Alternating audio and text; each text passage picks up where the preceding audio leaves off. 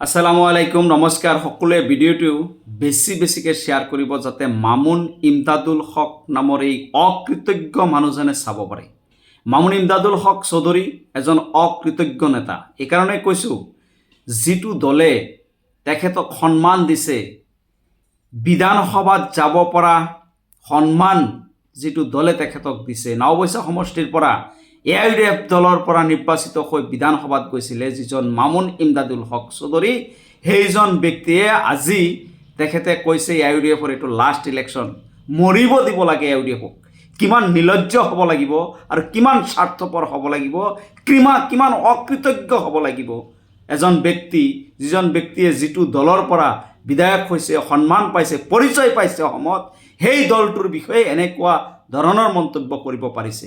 গতিকে অসমৰ ৰাইজক আহ্বান জনাইছোঁ, মামুন ইমদাদুল হক ডাঙৰীয়াৰ নিচিনা এনেকুৱা কিছুমান নেতা আছে যিসকলে একমাত্ৰ বিধায়ক হোৱাৰ কাৰণে দল কৰে, একমাত্ৰ লিডাৰ হ'বৰ কাৰণে দল কৰে। এইবিলাকে আচলতে নাটক কৰি অসমৰ সংখ্যালঘু সমাজক নিজকে প্ৰতিষ্ঠিত কৰিবৰ কাৰণে কিছুমান অভিনয় কৰে।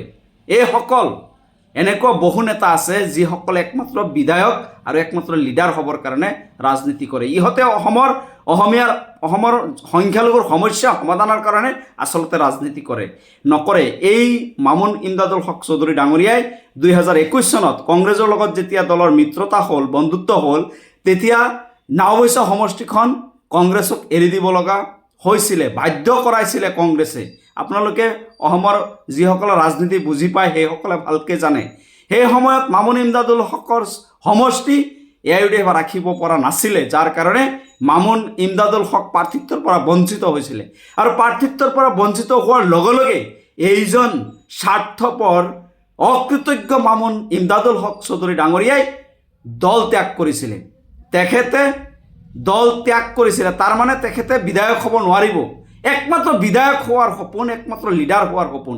এনেকুৱা অকৃতজ্ঞ নেতাৰ দ্বাৰা অসমৰ সংখ্যালঘু জনসাধাৰণৰ কোনো সমস্যা সমাধান নহয়, অসমৰ সংখ্যালঘু মানুহৰ কোনো উপকাৰ নহয়। গতিকে মামুন ইমদাদুল হক ডাঙৰীয়া, আপোনাক কৈছোঁ, আপোনাৰ নিচিনা অকৃতজ্ঞ নেতাই অসমত দ্বিতীয়বাৰ আপুনি এবাৰ বিধায়ক হৈ দেখুৱাওক। যিকোনো দলৰ পৰা এবাৰ বিধায়ক হৈ জিকি আহক, তাৰপিছত কম আপুনি লিডাৰ। আপুনি সংখ্যালঘুৰ অভিভাৱক নহয়। আপুনি এইটো নাভাবিব যে আপুনি অসমৰ সংখ্যালঘু জনসাধাৰণৰ ভিতৰত আটাইতকৈ ডাঙৰ পণ্ডিত বুলি।